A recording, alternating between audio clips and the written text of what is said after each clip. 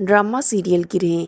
झूठ आखिर कब तक झूठ रहता है, एक दिन पकड़ा ही जाता है। जैसे सुरैया बेगम का झूठ फरजाना के सामने, फिर ज़ारा और फिर निम्रा के सामने आ ही गया। अब यहाँ राशिद की तबीयत जो काफ़ी ख़राब है, तो परेशानी के आलम में निम्रा और सुरैया बेगम राशिद को हॉस्पिटल ले जाती हैं और वहाँ उसके टेस्ट होते हैं, लेकिन रिपोर्ट्स बिल्कुल ठीक होती हैं। तो सुरैया बेगम बहुत परेशान हो जाती है और डॉक्टर से मुखातिब होकर कहती है कि इसकी रिपोर्ट्स तो बिल्कुल ठीक हैं, आपके मुताबिक उसे कोई बीमारी भी नहीं, तो फिर उसके सर में इतना शदीद दर्द क्यों रहता है। और सुरैया बेगम इस तरह परेशान हो रही होती हैं जैसे कुछ जानती ही नहीं। डॉक्टर भी परेशान होकर कहता है कि हाँ, मुझे भी कुछ समझ नहीं आ रहा, रिपोर्ट्स तो बिल्कुल ठीक हैं, बीमारी भी नहीं, तो फिर इतना सर में दर्द पता नहीं किस वजह से है। तो यहाँ पर निम्रा भी परेशान हो गई कि राशिद के साथ क्या हो रहा है, लेकिन अभी इसको भी कुछ समझ नहीं आ रही। लेकिन सुरैया बेगम तो बखूबी जानती हैं कि आखिर इसकी वजह क्या है।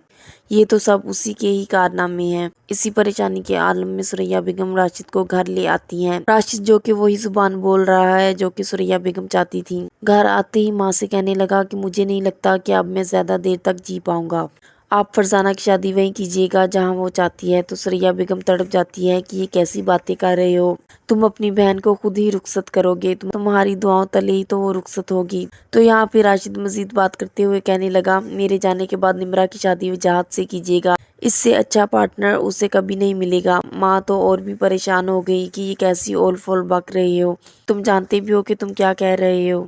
ये सब बातें सुनकर निम्रा भी घबरा जाती है कि ये राशिद को क्या हो गया है।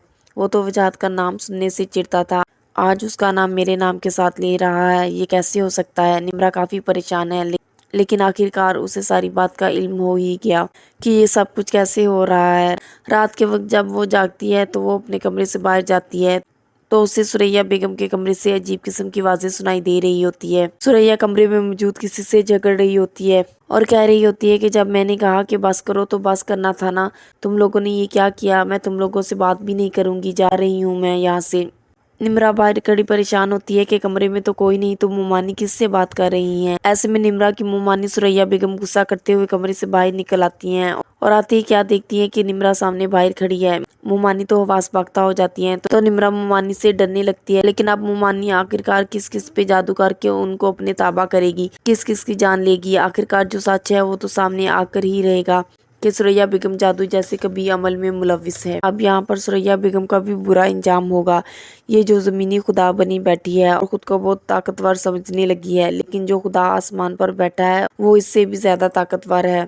और औलाद की आजमाइश जो डाल दी, तो औलाद की आजमाइश से ज़्यादा इंसान के लिए और कुछ भी मुश्किल नहीं हुआ करता।